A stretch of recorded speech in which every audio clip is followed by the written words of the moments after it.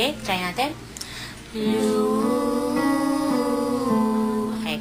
Ma, re, mi, mo, mu. Meron din may magandang regalo din. Ay, si oo. Teacher Sweet para sa'yo. Meron kang 8 sessions. Any music lesson. Well, sa kanya gusto niya ata voice, no? Oo, voice lessons. 8 sessions yan na voice lesson. Oh, yeah! 8 sessions yan from Music Academy. Yay! Maraming salamat sa Music Academy. Maraming salamat po sa Music Academy. Pero before we go, teka muna. Gusto ko mag-duet naman kayong dalawa. Para marinig ko naman ang boses mo rin. Ha? Kayong dalawa, mag-duet kayo ha. Kasama naman si Kuya Christian. Okay, natin ulit. Forever sa natin na. Yan ulit. Okay. Okay. Ready? Ready. Get set, go! And if forever's not enough for me to love, Yan, nakangiti na siya. I'd spend another lifetime, baby, if you ask me to. Dinala po ko dito ni Kuya Christian at saka ni Ate Charlene. Para matuto po kumanta. Masaya po ako. Natutupad na po yung pangarap ko maging singer paglaki ko. Pangarap ni Melissa na maging magaling na mga awit.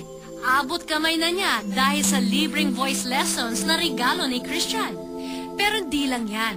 Dahil marami pang mga regalong babago sa buhay nila ng pamilya niya na abot kamay din nilang matata.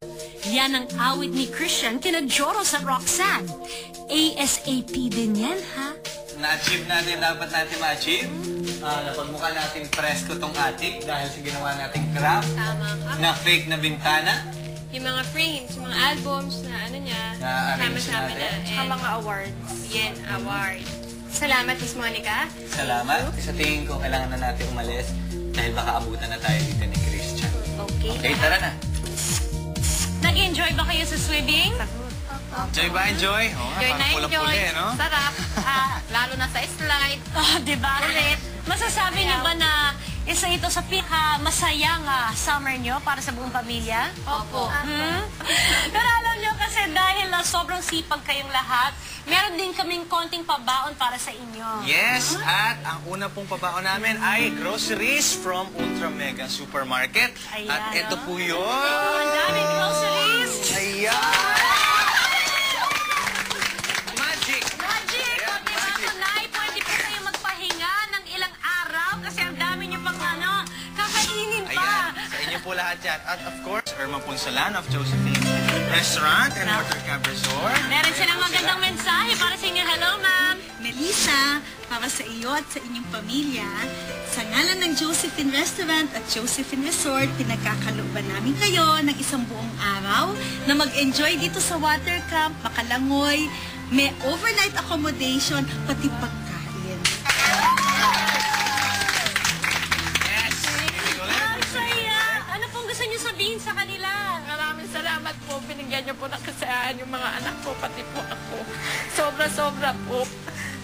Maraming salamat. Thank you po, thank you. Ayan. Pero, Simulang nagkukentuhan tayo habang kumakain, sinabi niya rin sa akin na isa sa mga pangarap mo ay matapos mo yung pag-aaral mo, di ba? Opo. Kaya, kaya tawagin naman natin ang STI Manager, Mr. Louie Geronimo at si Joe Almazo. Kasi meron po silang ibibigay rin sa inyo ulit. ayan, Melissa, si Nanay. Melissa, meron po kami ihahandog na STI scholarship from STI Dasmariñas. Tingnan natin yung mga kaibigan natin, si Mr. Diego Asis Girly Pagtaghan of GS Pagtaghan Lechon Manok. Kasi meron siya na magandang mensahe para sa pamilya nyo. Hello, sir. Hello. Good afternoon. In behalf of GS Pagtaghan Lechon Manok, pinagkakaloob namin sa Melissa's Fresh Fruit Cart. O, diba? So, pwede rin po kayo magtinda ng sampagita. At bukod doon mga prutas. Nay, ano niyo po gusto sabihin sa mga tao na Marami po salamat sa mga tumulong sa amin. Sa amin. Yan lang po. Christian, sobra tayo nag-enjoy. Ako rin, parang meron din akong bagong pangkabuhayan din. Malay mo, baka ikaw nang susunod na ano natin, di ba? Singing sensation? Di ba? Yun Kaya na lang kanta ka lang ng kanta, Melissa, ha? Salamat din sa At Home for this opportunity na ako rin makatulong. Feel na feel po namin pagmamahal niyo sa anak niyo. Maraming po salamat sa biyay ang binig. I'm sure, excited ka na rin umuwi ngayon kasi pag uwi mo, meron ka ng bagong attic. Nagtrabaho kaya sila Jonas at Roxanne? Naiyak po. Amon, isa pang champion. Naging champion din kaya sa puso niya ang bagong makeover ng attic niya? Dahil sa pagkakaayos ng attic ng ating Asian's pop idol na si Christian Bautista. Kaya naman to the rescue na ang champion makeover team ng At Home para mapa-hands to heaven sa tuwa si Christian. Lahat ng mga pang-recreation at fitness na gamit, inipon namin sa isang side. At ang sangkatutak na awards at album plaque si Christian, inorganize namin at hinanapan namin ng paglalagyan. Gumawa kami ng built-in shelves, ding, at kumuha rin kami ng gamit tulad ng shelf tower glass at cabinet shelf from SM Cubao. Siyempre kami ang liwanag ni Idol Christian. Floor lamps for you, at may bonus pa yung picture frames, jars with bamboo sticks and glass vases.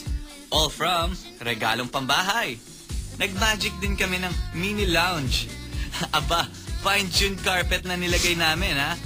Pati yung ottoman, galing yan sa Decodon by Napa.